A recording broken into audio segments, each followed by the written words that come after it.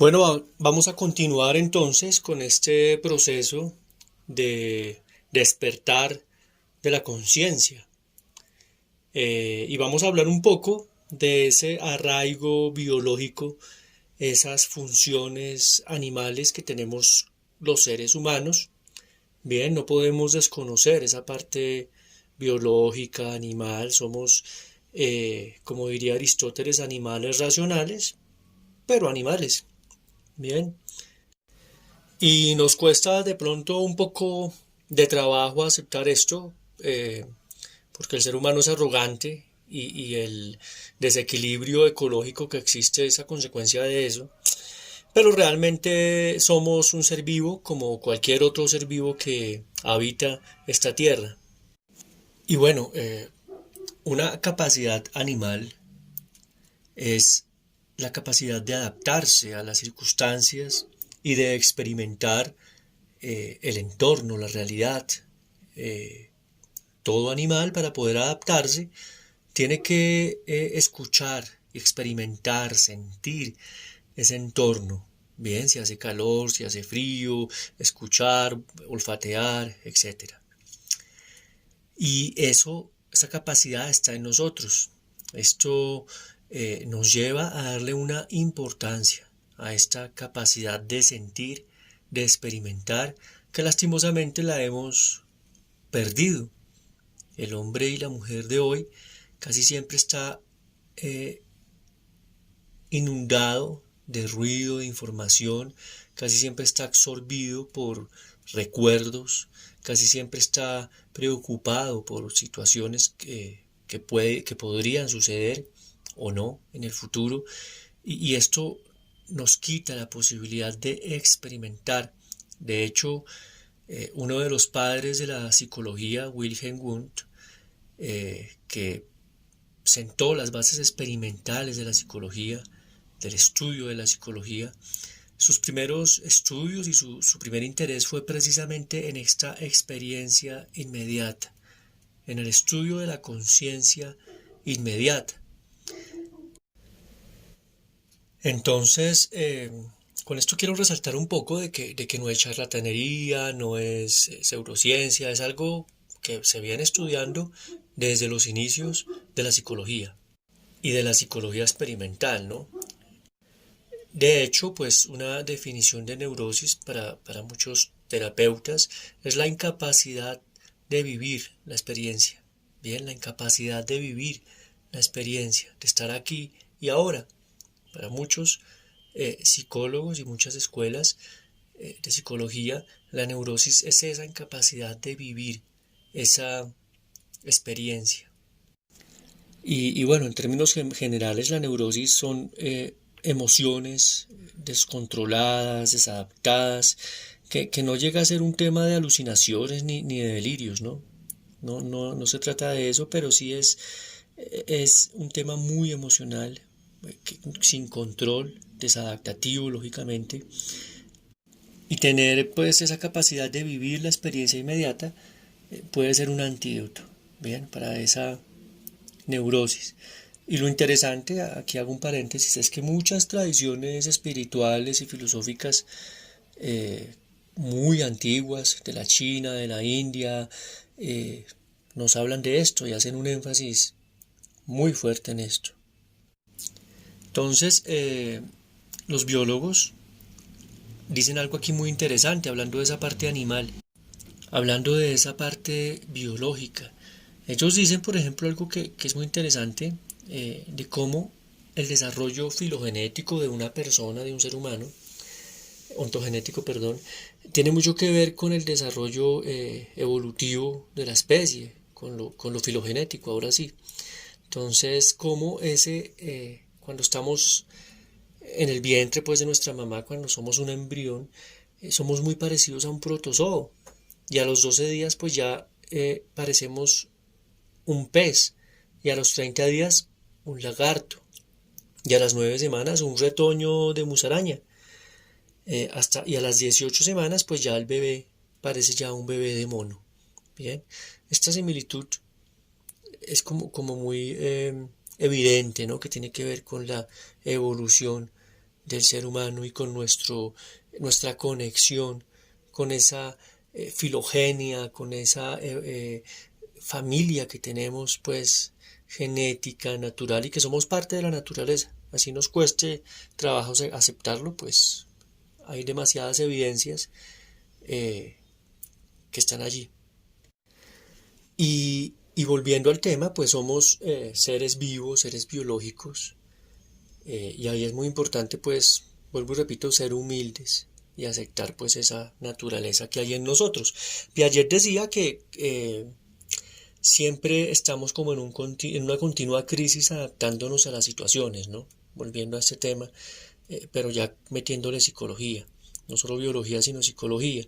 Inicialmente nos movemos por una necesidad, ¿no? Hambre, sed, protección, cariño, bueno, tantas cosas que podemos tener por una necesidad. Nos movemos y empezamos a movernos y empezamos a crear hábitos y esquemas. Hábitos y esquemas. Y allí estamos muy tranquilos hasta cuando aparece una nueva necesidad o, esto es importante, una nueva situación. Cuando la situación cambia, cuando la situación es diferente, pues entramos en una nueva crisis y tenemos que entrar otra vez nuevamente en movimiento para poder saciar nuestras necesidades, para crear otros hábitos, otros esquemas. Bien, y eso, pues así es la vida, ¿no? Esa es la vida. Encontrar siempre una situación de equilibrio. Siempre una situación de equilibrio, en biología le llamaríamos homeostasis. Bien, siempre estamos en ese continuo movimiento, pero para hacerlo tenemos que estar en el presente, en la experiencia. Si estamos en fantasías, en el pasado, en el futuro, de manera exagerada, porque pues pensar en el futuro o tener recuerdos o fantasear no es del todo malo, pero exageradamente, que es lo que hacemos hoy en día, cuando es exagerado pues ya se vuelve algo neurótico. Algo neurótico que, como veníamos diciendo, nos impide fluir, nos impide evolucionar, nos impide crecer. Entonces aquí creo que es importante hablar un poco de esas situaciones inesperadas que ocurren en nuestra vida, de esas situaciones novedosas a las que por lo general les tenemos miedo, por lo general nos genera mucha angustia, pero fíjense que puede ser crecimiento, ¿no? Retomando nuevamente lo que decía aquí Piaget, el ser humano crece, la persona crece cuando esta situación nueva lo motiva a volverse a poner en movimiento, en acción, para generar nuevos hábitos, nuevos esquemas y saciar así sus necesidades, estar en ese continuo, en esa continua búsqueda de equilibrio. Bien, por eso lo inesperado, antes que algo indeseable, podría ser todo lo contrario, algo deseable, algo muy bueno. Y aquí se hace evidente pues la importancia de esta función animal, bien, de esos instintos naturales, primarios de supervivencia, que nos permiten encontrar esa posible situación de adaptación. Bueno, y aquí esto se relaciona mucho con la intuición, ¿no? Un tipo de conocimiento que algunos filósofos han trabajado, algunos biólogos, algunos psicólogos, que hoy en día está un poco desvalorado, tal vez, apocado, olvidado, porque hemos hecho del pensamiento racional, del método científico, como una especie de religión, ¿no? Y todo lo que no sea eso es malo, sin querer decir que el método científico o que la razón sea mala. Eh, pero como que lo que no es eso es malo, es equivocado y es superstición, y etcétera. Pero la intuición en los pueblos antiguos era muy importante, bien, era muy importante, que es una respuesta muy rápida a situaciones novedosas, inesperadas, a cambios que necesitan una reacción rápida para adaptarse y para encontrar respuestas que sean novedosas. Bien, de hecho, es interesante ver cómo muchos científicos en la historia de la ciencia han hecho sus grandes descubrimientos con los famosos insights, ¿no? Con intuición. no en un proceso pues tan estructurado, sino en un momento de intuición. Bien, a veces en un sueño, a veces en una imagen, a veces en una especie de ilusión, de fantasía, y esto es la intuición. Aquí quiero hacer un poquito referencia a este señor importante para los psicólogos, que es Carl Jung, que habla de que existen como diferentes personalidades, diferentes maneras de pensar, diferentes maneras de ser, y está, por ejemplo, el ser que pensante, que es como muy racional lo que hablábamos, el ser sintiente, bien, que va lógicamente muy relacionado con las sensaciones, con lo perceptual, con lo kinestésico, el ser perceptivo.